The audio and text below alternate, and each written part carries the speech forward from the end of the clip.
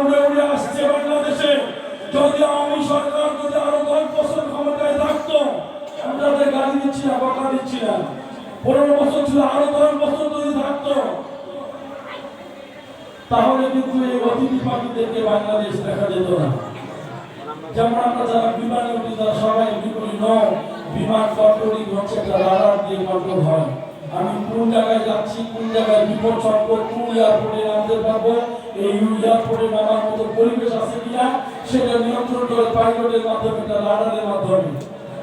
ঠিক তারাও কিন্তু বিগত সময় দেখেছে ফোন দিয়ে তাদের জানা হচ্ছে, তাদের বউ বাচ্চা ফ্যামিলি এবং প্রিয়জন ফোন দিয়ে শুনছে, ভাই ঢাকায় কি যাওয়া করতে, বাংলাদেশের পরিবেশ ঠিক ভাই এখন আসো না, যারে পাচ্ছে তারে ধরতেছে, আর রিমান্ডে নিচ্ছে, একদম কটকে বিস্ফোরণ মামলা ভিতরে ঢুকাচ্ছে, বলেন না বাবা এখন দরকার নাই, দেশ স্বাধীন হয়ে যাবো। তারা কিন্তু প্রকৃতি বন্ধ না, তারা সুসময়ে বাঁচি, তারা সুসময়ে থাকে, দুঃসময় কিন্তু থাকে না। তারা এখন এলাকায় বলে উন্নয়ন করবো। তাদেরকে জিজ্ঞাসা করবেন 15-17 বছর আপনারা কোথায় ছিলেন? এসেছিলেন আমার এলাকার মানুষের সঙ্গে দেখা করার জন্য। এই মোশাররফ বাংলাদেশের হিন্দু বৌদ্ধ খ্রিস্টান আওয়ামী জামাত জাসদ যত মানুষ অসুস্থ হয়েছে, বাংলাদেশের সর্বোচ্চ হসপিটালে আমি তাদেরকে সহযোগিতা দিয়েছি, প্রত্যেকটা মানুষের পাশাপাশি দিয়ে দাঁড়িয়েছি। 15 বছর পরে এখন একটা প্রার্থী এসেছে তুরস্ক থেকে। যদি বাংলাদেশের অবস্থা যদি আরো 5 বছর থাকতো, ওই বন্দুকের নলের পরে যদি আমাদের প্রশাসনের বাহিনীরা রাখতো, তাহলে বলতে না দরকার নেই, গেলে মামলা খাবো, ভিতরে ঢুকবো, দরকার নেই। কিন্তু আমার নেতা কর্মীরা মার খেয়ে, মামলা খেয়ে, বছরের পর বছর মামলা খেয়েছে। নন্দীগ্রাম কোর্ট, ম্যাজিস্ট্রেট কোর্ট, জজ কোর্ট, হাইকোর্ট, বাংলাদেশের সর্বোচ্চ কোর্টে শত শত মামলা আমি মোশাররফ পরিচালনা করেছি। একটা টাকা আমার নেতা কর্মীকে খরচ করতে দেয়নি। যারা অসত্য ছিল তাদের বাড়ি বাড়ি বাজার পাঠিয়েছি, এরাই যুদ্ধ করেছিল। আপনার বগুড়ার মানুষ কেন ধারে শীষে ভোট দিবেন, আমি সেখানে এখন আসি। নাম্বার ওয়ান বগুড়া শহীদ জিয়াউর রহমান মেডিকেল কলেজ হাসপাতাল করেছে শহীদ জিয়া সরকার, বিএনপি সরকার। এখানে কেউ এখন মাথা ঘুরে পড়ুক, পিছনে পড়ে হাত ভাঙে যাক, বলে যে সিএনজি একটা নিয়ে শহীদ জিয়াতে নিয়ে চলে যান না ভাই। আপনারা এই হাসপাতাল কে করেছে? শহীদ জিয়া পরিবার করেছে। নাম্বার 2, বগুড়াতে গ্যাস লাইন সঞ্চালন দিয়েছে উত্তরবঙ্গে, রাজশাহী এবং বগুড়া। দেশনেত্রী বেগম খালেদা জিয়া সরকার যে গ্যাস লাইনের উপকারিতা, যে সিএনজি আপনাকে বহন করে হসপিটালে নিয়ে যাবে, সেই সিএনজি যে রিফিলিং করা হয় সেটা কিন্তু রিফিল করে ওই গ্যাস দিয়ে। বগুড়াতে যারা থাকে তার পাশে বাড়িতে গ্যাস চলে, চুলা জ্বলায়, সেই গ্যাসের লাইন দিয়ে ভাত রান্না করে আপনি আমি খাচ্ছি। যে গ্যাসের লাইন দিয়ে শিল্প কারখানা চলছে সেটাই দিয়েছে বেগম খালেদা জিয়া। নাম্বার 3, কেন বিএনপিকে ভোট দিবেন?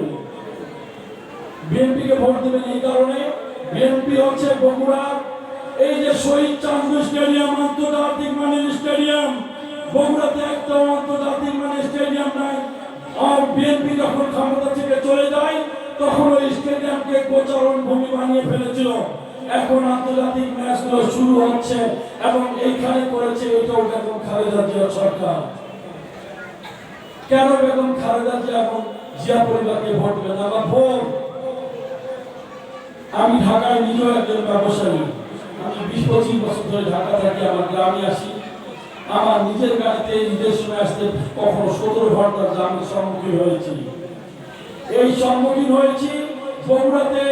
আমরা কিন্তু যেতে আসতে আমাদের অনেক কষ্ট। যদি রেল লাইন দিয়ে যান বগুড়া থেকে সাঁতার থেকে পাঁচি থেকে যাবেন ঢাকা, সিরাজগঞ্জ হয়ে 7 থেকে 8 ঘন্টা ট্রেন লাগতো।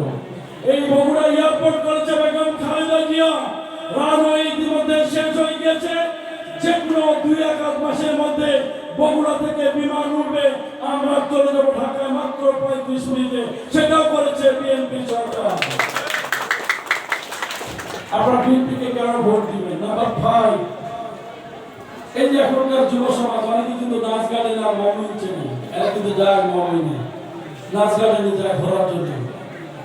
বগুড়া বাইপাস মমিন থেকে যে রাস্তাটা বাইপাস লিচুতলা হয়ে বনানী গিয়েছে, এই রাস্তায় 1000 কোটি টাকা খরচ করে এই বাইপাস রাস্তা করেছে শহীদ জিয়া সরকার। নাম্বার 6, কেন ভোট দেবেন বিএনপিকে? বগুড়া দত্তবাড়ি একটা হসপিটাল আছে, শহীদ জিয়াউর রহমান মা ও শিশু হসপিটাল। এখানে মেয়েদের গাইনি চিকিৎসা দেওয়া হয়, ছেলেদের শিশুদের চিকিৎসা দেওয়া হয় এবং পুরুষ নারীদের হাড়ের চিকিৎসা ফ্রি, সবগুলো ফ্রি, একটা টাকাও লাগে না। যে ডাক্তারকে আপনি শহীদ জিয়াদের বাইরে গিয়ে আপনি দেখাবেন, মিনিমাম 1200 থেকে 1500 টাকা ভিজিট নেয়, 1 টাকা ভিজিট লাগে না। সেই হাসপাতালের দায়িত্ব তারিক ভাই আমাকে ওখানে রেখেছে। আমি ওই হাসপাতালের বর্তমান পরিচালনা পর্ষদের চেয়ারম্যান হিসেবে দায়িত্ব পালন করছি। এত কিছু করে দিয়ে বিএনপির পাশে আমরা থাকবো না, থাকা দরকার না। আজকে গোপালগঞ্জ স্বাধীন হয়েছে, কিন্তু গোপালগঞ্জে যে এখনো আর্মি পুলিশের গাড়ি ঢুকলে চালিয়ে দিচ্ছে অনেক মানুষ। কিন্তু বিএনপি যদি সরকার বগুড়া হয়, তাহলে বগুড়ার উন্নতি আরো 15 বছর আরো দ্বিগুণ বগুড়ার উন্নতি হতো ইনশাআল্লাহ। আগামী দিনে বগুড়া সব চাইতে ঢাকার পরে সর্বোচ্চ মেগাসিটি হবে বগুড়া। এই বগুড়া হবে আবার উন্নয়নের গেটওয়ে বগুড়া। দেখেন গত পরশুদিন এই যে বলেন উন্নয়নের কথা তো আমি বললাম, এই মন্দিরে যখন আমি এই স্কুলে যখন পড়তাম, ক্লাস 5 বা 6-এ, তখন আমাদের যোগাযোগ প্রতিমন্ত্রী ছিল আমাদের মাহমুদুর রহমান চৌধুরী।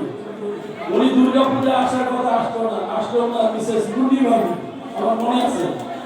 পরে যে মুন্নি ভাবি আসছে, মুন্নি ভাবি জানে কি মন্ত্রীর লোক, এই মন্দিরে দাঁড়িয়ে ওয়াদা করে গিয়েছিল আমি 10 টন গম দিব। 10 টন গম দিলে আজকে 50 বছর হয়ে গেছে, 10 টনের গমে 10টা গম কিন্তু এই মন্দিরে আসে আনতে পারেননি। আপনারা এই যে অনেকে আছেন, একটা সরকার চলে গিয়েছে, আপনারা তো ভোট দিবেন, ভোট তো কাউকে দিতে হবে। সরকারের কি বিচার হবে, কি করবে, এটা রাষ্ট্র নিয়ন্ত্রণ করবে, এটা বিচার বিভাগ করবে। আমাদের কাছে আওয়ামী লীগ, বিএনপি, জামাত, জাসদ সবাই সমান, কারোর সঙ্গে আমাদের যুদ্ধ নেই, কারোর সঙ্গে তর্ক নাই। এলাকার মানুষ হিসেবে আগামী জাতীয় সংসদ নির্বাচনে আপনারা এলাকার মানুষ, পাড়ার মানুষ হিসেবে আমাদেরকে ভোট দিয়ে আগামী সংসদ যদি গঠন করতে পারেন, বাংলাদেশের সর্বোচ্চ উন্নয়ন বগুড়া করব ইনশাআল্লাহ। 80 পজিশনে আমি গতকাল গিয়েছিলাম নন্দীগ্রামের 4 নম্বর আমরা গুহায় পালপাড়ায় গিয়েছিলাম। একটা ছেলের নাম হচ্ছে সঙ্গীত পাল, বাবার নাম হচ্ছে বাসুদেব পাল। আমি বক্তব্য দিচ্ছি, ছেলেটা আমাদেরকে আগে আসলো, বলতেছে স্যার আমি তো 2 বার এই সেটে টিকেছি, আর সরকারি আর 2-3টা জবে খুবই ট্যালেন্ট ছিল। টেকার পর সরকার তো জানে যে বগুড়া থেকে নিয়োগ তারা দেয় না, খুবই কম।